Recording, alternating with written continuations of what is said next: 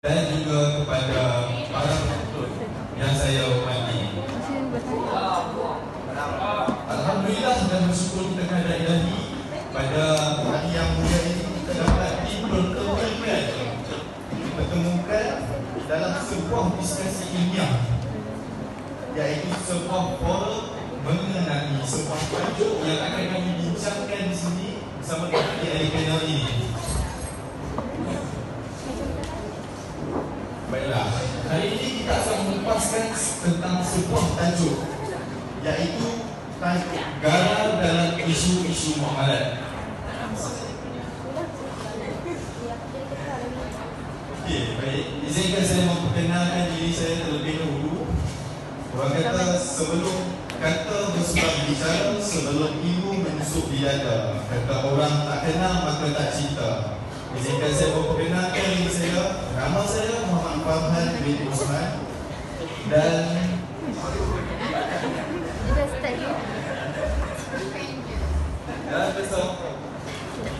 bersama saya pada hari ini ialah dua ahli panel, iaitu di sebelah saya ialah Ahmad Rizwan, iaitu merupakan seorang pegawai di Jabatan Perakaunan Negara. Dan di sebelah ujung sana ialah Ahmad Kamil, yang merupakan seorang pengurus dana profesional.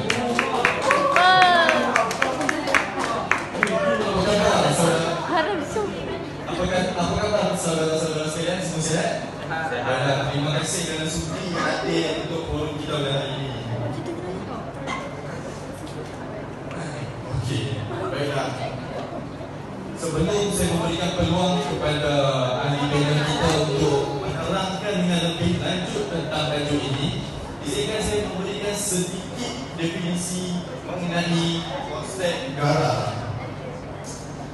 Baiklah, sebenarnya garal ini secara umumnya adalah sebuah yang seperti jual beli atau transaksi yang mempunyai unsur ketidakpastian atau ketidakjelasan dalam jual beli transaksi.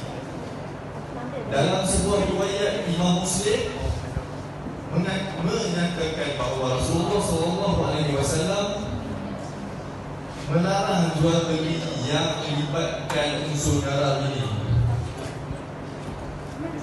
Ketidakjelasan dan keraguan ini timbul dari beberapa aspek. Contohnya, saya akan beri beberapa contoh secara ringkas, iaitu sama ada barang yang ditransaksikan itu wujud atau tak. Biasanya contoh macam kita beli barang online, kita nak beli barang online, kita order tapi kita tak sure sama ada peniaga tu betul-betul ada barang tu waktu tu atau tak. Jadi mungkin barang tu dia tempah daripada, contohnya sebagai tempah daripada China, so barang tu masih ada kat China tapi dia kata boleh jual lah.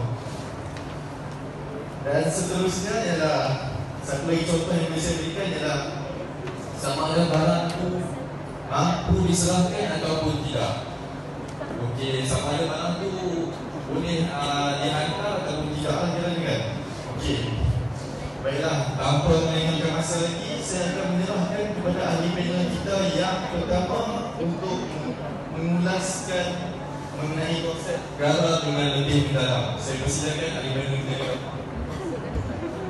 Assalamualaikum warahmatullahi wabarakatuh. Terima kasih kepada moderator kita hari ini. Saya akan mengulas lagi tentang konsep garal yang itu ketidakpastian. Di sini garal itu boleh didefinisikan sebagai bahaya, pertaruhan, menipu atau berdaya yang kita tidak ketahui. Contoh di sini yang mudah kita faham, garal itu adalah ketidakpastian. Dalam konsep geopolitik kita boleh tahu adanya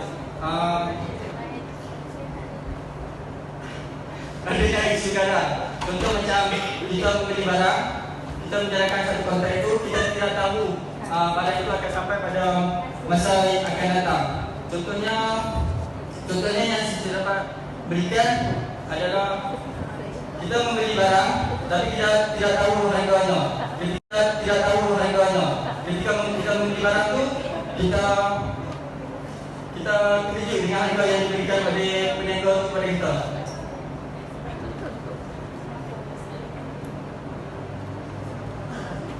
Okey, sekian, terima kasih.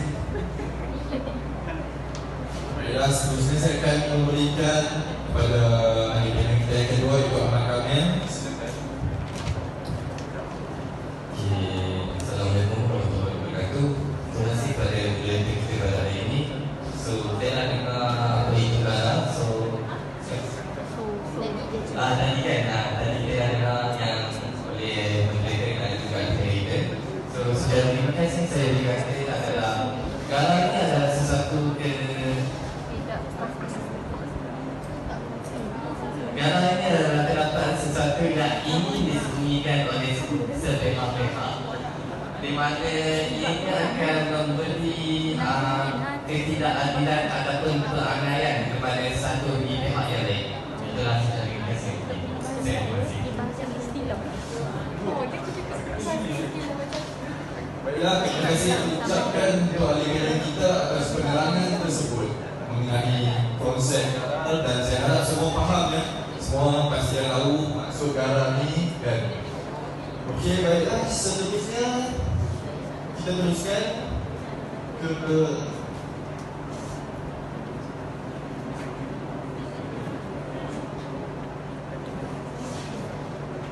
baiklah, seterusnya kami akan menayangkan sebuah video mengenai konsep galah. Okey, boleh betul.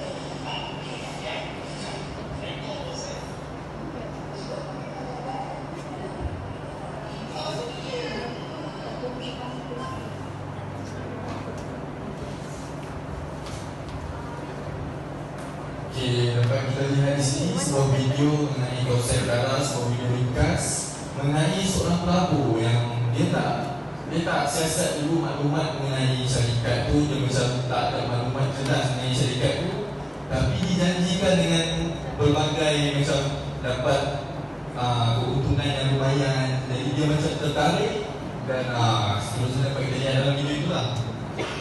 Baiklah, sebenarnya pada zaman yang maju serta canggih ini dapat kita lihat berbagai isu muamalat yang berlaku negara.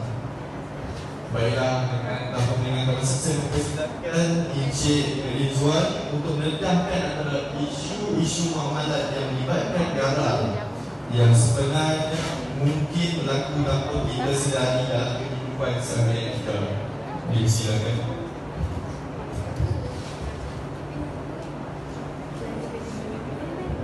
Ini adalah isu-isu muamalah berkaitan dengan garam. Garam ini adalah unsur yang amat ditegak dan dilarang dalam Islam.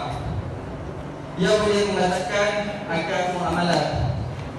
Sekiranya akad terbatal, maka transaksi tersebut akan menjadi terbatal. Sebagai umat Islam, garam adalah amat sensitif bagi kita sebagai penganut agama Islam yang suci. Kat sini isu-isu dalam muamalah adalah kita sudah terbiasa memesan makanan tanpa memiliki harga terlebih dahulu. Kadang-kadang pemilik restoran dia tidak memaparkan harga pada kita. Dia juga tidak memaparkan harga dengan jelas dan dia beranggap kita sebagai customer kita tahu harga makanan tersebut. Ada di sebuah tempat kadang-kadang restoran itu tidak memaparkan harga makanan itu langsung. Ketika pelanggan ingin membayar makanan yang telah dihidang, customer itu terkejut dengan harga yang diberikan. Di situ kita boleh tahu yang ada isu garal yang kita tidak tahu harga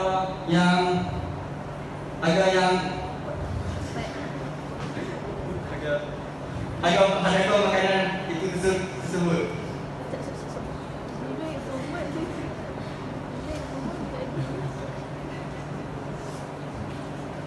Garai ini kita sudah terbiasa dengan kita, dengan masyarakat hari ini, khususnya umat Islam. Tanpa kita sedari, kita telah menghadapi situasi ini. Garai dalam muamalat ini telah berlaku semasa seharian kita. Sekian, terima kasih. Baiklah, seterusnya kita serahkan kepada Encik Kamil untuk isu-isu muamalat yang seterusnya.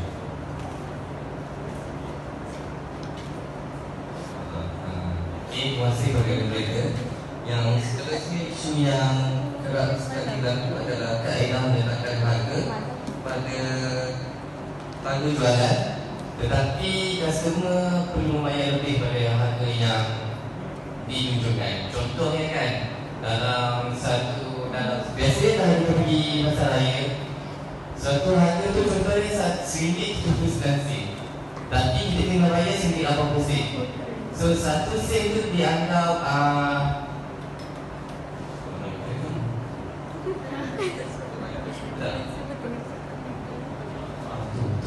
dianggap tidak jelasan pada harga yang sebenar. Dan satu sen tu kiranya baki, tapi dalam pasaran kita satu sen tu tidak diambil nilai dan tidak ataupun tak diambil kira. Yang paling kurang pun adalah 2 sen. So satu sen tu baki kepada customer, tetapi benda tu memang baki tu bila baki duit dia kena pulangkan kepada customer. Sebab dalam Islam dia tak boleh ambil baki pelanggan walaupun satu sen dia masih bernilai. Jadi yang seterusnya adalah isu pinjaman harga dan beli tiket secara online. Selalunya pihak iklanan untuk kapal terbang ni dia akan menawarkan harga tiket yang agak orang kata lumayan. Bila kita tengok je RM80, murah lah benda ni. Tapi sebenarnya dia ada lagi cas-cas yang tersembunyi. Bila kita proceed untuk the next payment, kita akan dikenakan fee ataupun dia punya kadar tiket tu adalah lebih tinggi. Contohlah dari RM80 tu jadi RM1. Itulah yang antara masalah muamalat yang berlaku yang berkaitan dengan garam pada masa sekarang. Terima kasih. Baiklah, terima kasih atas penerangan tersebut. Memang tak dinafikan isu-isu muamalat yang telah diterangkan oleh Izwan dan Encik Kamil tersebut memang berlaku pada masa kini. Tambah-tambahnya isu yang pertama iaitu transaksi di kedai makan atau restoran yang kadang-kadang di kedai-kedai tersebut yang akan menunjukkan tanda yang telah diterangkan oleh Izwan dan Encik Kamil tersebut memang berlaku pada masa kini. Tambah-tambahnya isu yang pertama iaitu transaksi di kedai makan atau restoran yang kadang-kadang di kedai-kedai tersebut yang akan menunjukkan tanda harga. Selain itu saya ingin menambah sedikit mengenai penjualan perniagaan online yang kalau kita perasan ada kaedah transaksi yang dilaksanakan secara tidak jelas tetapi dia menarik perhatian. Yang itu juga merupakan antara garam. Contohnya dia actually macam dia sehinggakan mungkin wujud elemen penipuan bagi menarik perhatian pihak pembeli. Contohnya macam peniaga online, dia tak letak maklumat dengan jelas. Contohnya selalu ni tengok peniaga online ni, dia tak letak harga, ataupun mungkin dia tak letak cara macam mana dia nak post apa semua tu, tapi dia menunjukkan, dia menawarkan sesuatu yang boleh menarik perhatian pembeli. Contohnya testimoni yang macam boleh menarik perhatian. Contoh dia kata, okey, produk-produk ni boleh macam sembuhkan penyakit ni macam tu, macam ni, macam apa penyakit kan. So dia macam ni, dari bila barang tu dah sampai sini kita makan benda tu macam tak ada dia pun. Testimoni palsu lah kan. Okey, yang seterusnya contoh yang boleh saya beri lagi untuk memberi lebih kefahaman. Contohnya macam kalau sebagai contoh kita nak beli kereta second hand. Nak beli kereta second hand, lepas tu kita tengok dalam Facebook contohnya iklan macam-macam tulis ini. Contoh tulis free accident, tak pernah accident. Lepas tu tulis low mileage, perjalanannya kurang jarak perjalanan. Padahal sebenarnya dia dah tukar meter tu semua, lepas tu tak ada cadar tu semua. Tapi bila kita pergi kedai tu, kita tengok kereta tu sebenarnya macam ni, cadar apa semua macam tu. Dan ni pun sebenarnya macam salah satu kesangsian juga, ketidakjelasan dalam pemberian maklumat oleh penjual kepada pembeli.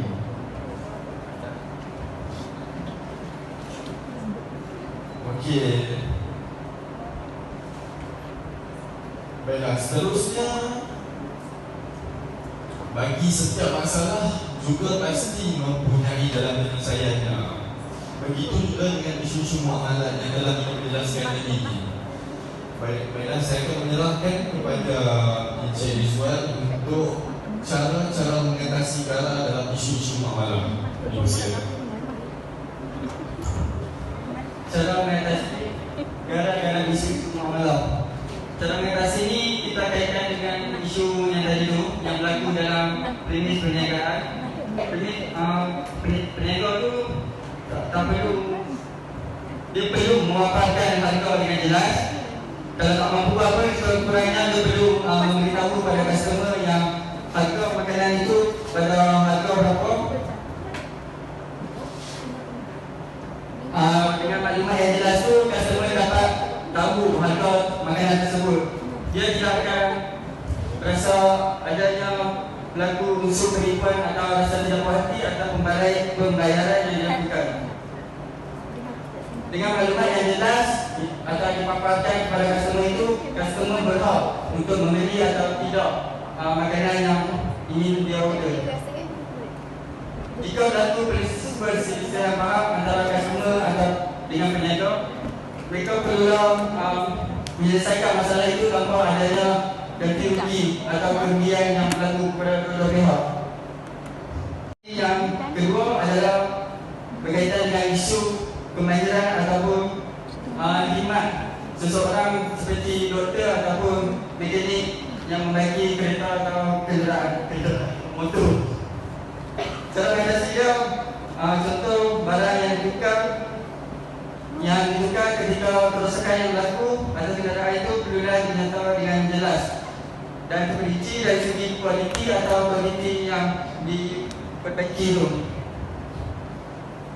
Customer juga perlu menanyakan harga untuk kos perubatan yang telah dilakukan oleh mekanik itu tanpa ada rasa tidak puas hati dengan upah yang telah diberikan atas pekerjaan yang dilakukan.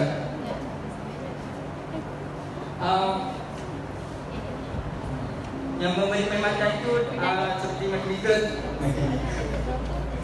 itu perlulah memberitahu anggaran harga yang kos perubatan yang rosak tu.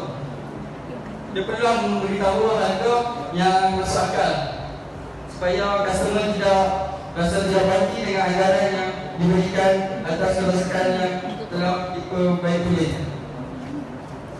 Mereka juga perlu bersetuju atas kos awal yang diberikan pada awal kontrak.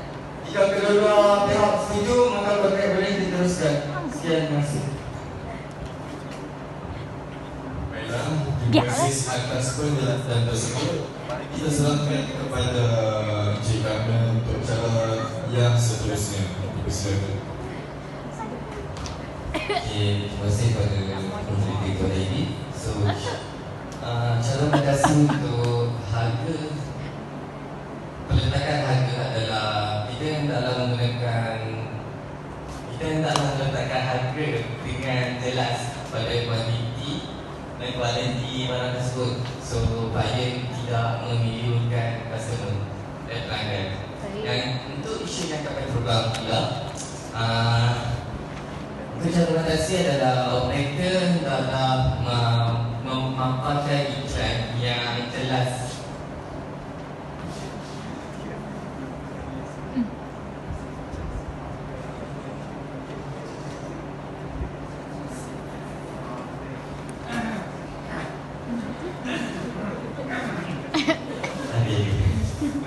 Okey, untuk iklan operator daripada syarikat penerbangan ini perlu memaparkan harga yang telah ditetapkan sekali termasuk dengan fee ataupun cas-cas yang lainnya supaya maklumat yang ini disampaikan kepada pelanggan adalah tepat. So di situ kita boleh mengelakkan lakukan arah ataupun ketidakpastian dalam sesuatu transaksi. Saya terima kasih. Baiklah, terima kasih ucap kepada ahli panel kita. Kaedah yang diberikan oleh ahli panel kita ini pastinya berkesan dan boleh digunakan untuk mengatasi isu garam dalam muamalah. Selain itu, saya juga ingin menambah sedikit.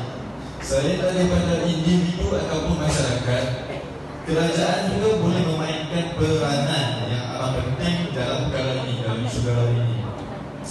Kerajaan perlulah memandang serius perkara ini kerana memang tidak dinafikan dan kita tahu, seperti yang kita tahu, ianya membawa kepada banyak kerugian kepada bangsa, agama, negara, individu dan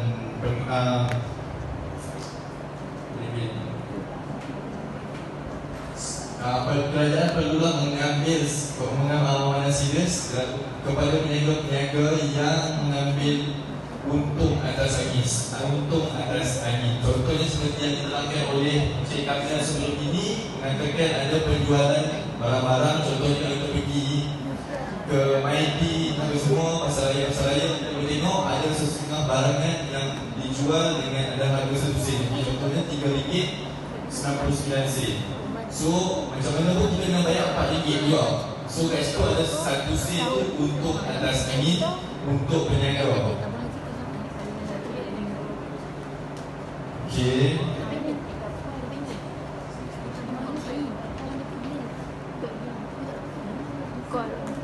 Okey, kat sini ada gambar-gambar yang tentang isu semasa berkaitan dengan aktiviti garam. Encik Rizal boleh menerangkan sedikit mengenai mungkin menerangkan sedikit mengenai perkara ini.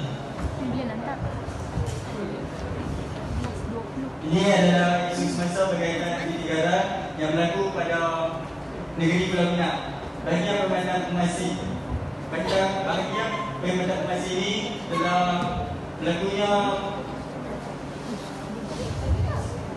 dia adalah satu panggilan penipuan yang menginginkan maklumat peribadi tentang kita. Dia mengaku bahawa dia adalah sebahagian daripada perkhidmatan farmasi. Dia inginkan sesuatu maklumat yang mampu membuat kita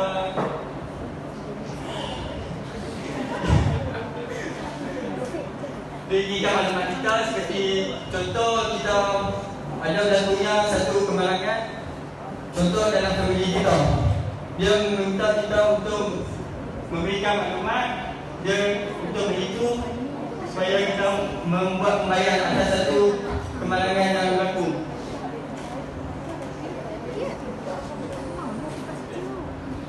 Okey, terima kasih.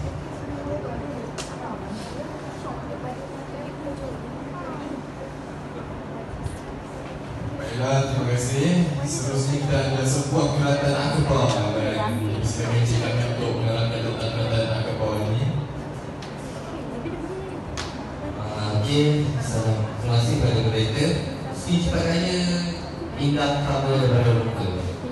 So, ini merupakan satu peraturan yang mempunyai unsur-unsur negara, di mana boleh dijadikan negara itu negara berat atau negara ringan.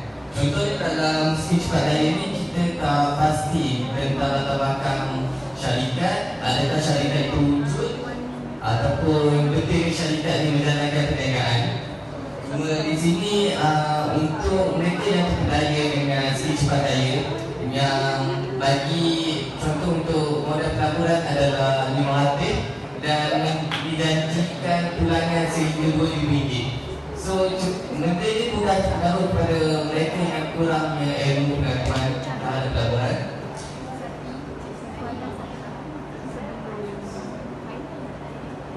Skim cepat raya dia mempunyai unsur-unsur negara yang berat. Contohnya kapal itu dia tak ada, kapal itu tak wujud kan, semua itu. So kalau boleh kita elaklah daripada join skim cepat raya ni sebab dia satu bentuk negara yang berat dan dia juga adalah akan membuatkan kita mengalami masalah pada masa depan sebab kita terpedaya dengan tipe hilang yang dilakukan oleh skim cepat raya ni. Okay, terima kasih.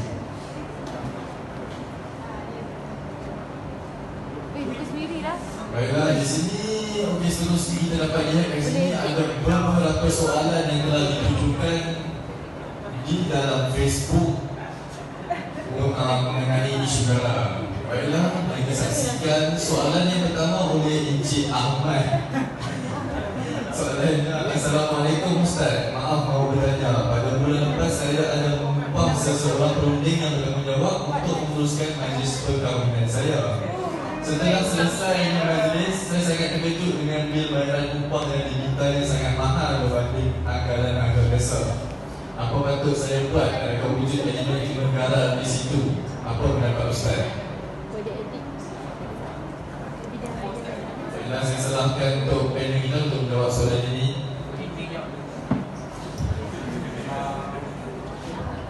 Ini adalah soalan yang ditujukan. Dia menanyakan apakah patut yang dilakukan sekiranya berlaku yang bayaran yang tidak kira dengan khidmat yang diberikan.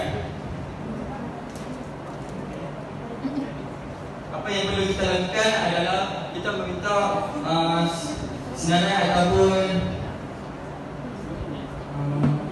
maklumat yang jelas dengan kualiti atau kuantiti yang diberikan. Semua perkara ataupun barang-barang yang diperlukan pada hari majlis itu perlu disenaraikan untuk kita memastikan dia tidak wujudnya penambahan pada harga barang tersebut. Lima negara ini telah wujud di situ dengan mereka sudah memberitahu pada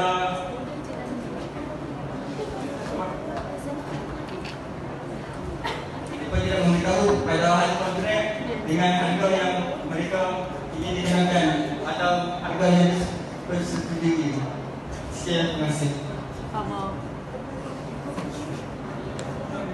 Semua dia orang sama. Dia edit guys, dia edit. Duk hadiah asal tu. Baiklah, kita ke soalan yang seterusnya yang di Facebook oleh Ahmad Kamil.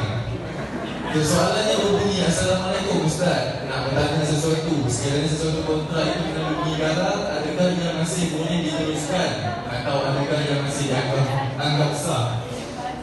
Mari kita serahkan kepada Encik Kamil untuk menjawab soalan. Okey, soalan yang ditanyakan oleh saudara adalah jika sesuatu kontrak itu mengandungi unsur negara, adakah ia masih boleh diteruskan? Jawapannya boleh diteruskan ataupun tidak boleh diteruskan. Dia bergantung pada jenis negara. Jika dalam kontrak tersebut mempunyai unsur negara jasir, iaitu negara yang ringan, contohnya di situ dalam kontrak itu ada contoh kan, kita beli radio tapi dibungkus di dalam kotak. So kita tak tahu keadaan barang tersebut ada rosak ataupun tidak. Dan itu masih boleh diteruskan kontrak tersebut. Untuk kontrak yang dibatalkan ataupun tidak sah, kontrak tersebut yang mempunyai garam fahish, di mana ketidakjelasan dia adalah terlalu tinggi. Contohnya dalam sesuatu kontrak kita nak jual burung, kita tak mau jual burung, nak jual ikan yang ada di dalam sungai kan. So kita tak tahu ikan apa, ikan tu ada letak kan. So so di situ dalam Islam kita tidak boleh melakukan transaksi yang memberi garam lisensi. Terima kasih. Baiklah, mari kita lihat jika masih ada soalan lagi. Okey, masih ada satu soalan oleh Ahmad.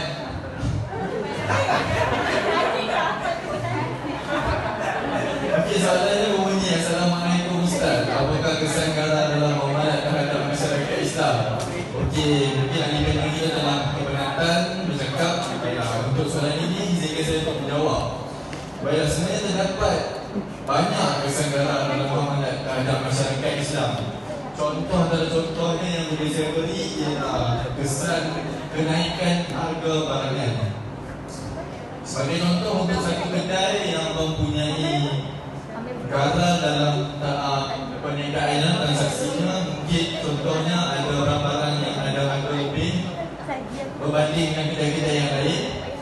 Jadi apabila harga barang yang kedai itu tinggi, maka kedai lain pun akan menaikkan harga juga untuk bagi sama dengan harga bagi sama lah.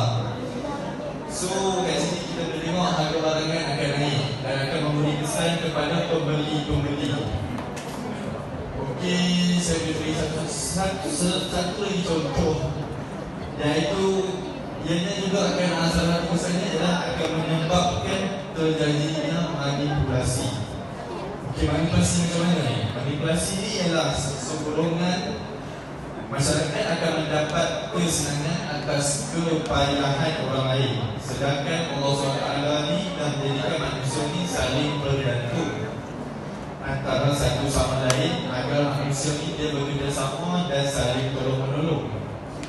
So kat sini kita nak sama-sama naik, sama-sama untung. Tak mau macam seorang rugi, tak mau seorang untung macam tu. So kita kena saling bergantungan. Okey, setakat itu.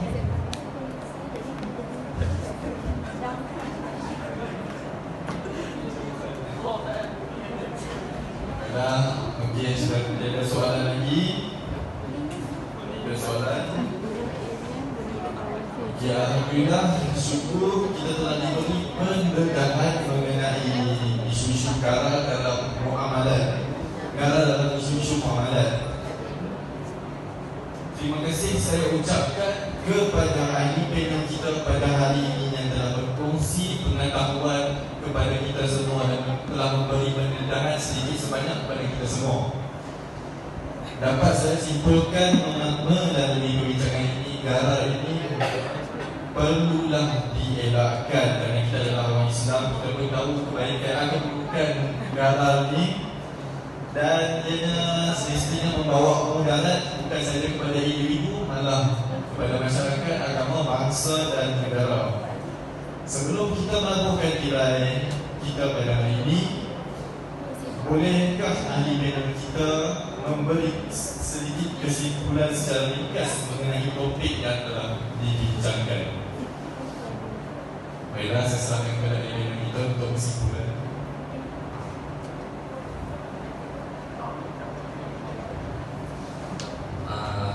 Kesimpulan yang boleh buat adalah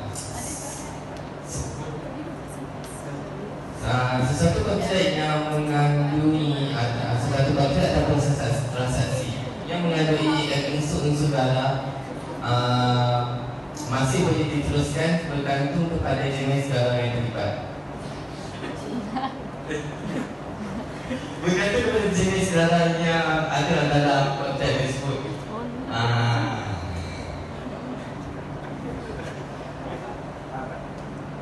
Di sini kita boleh buat kesimpulan bahawa walaupun sesuatu kontrak itu mempunyai unsur garang, tetapi ianya masih boleh diteruskan ataupun tidak.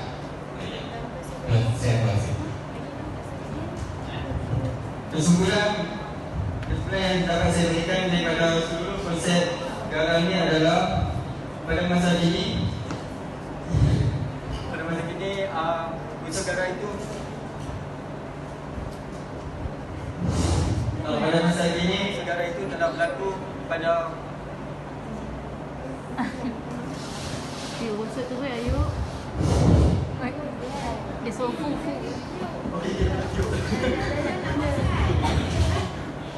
kesimpulan yang dapat dibuat adalah konsep garang ini telah berlaku pada masa yang kita tak sedar, pada masa sekarang. Apa yang kita ketahui, kesegaran ini telah berlaku. Jadi kita perlulah ambil tahu apa yang akan berlaku sekiranya unsur garang itu telah terjadi. Kita dapat mengelak dengan cara mengetahui apa-apa punca atau sebab yang berlaku daripada unsur garang itu sendiri. Baiklah, terima kasih ucapkan untuk kedua-dua agreement kita.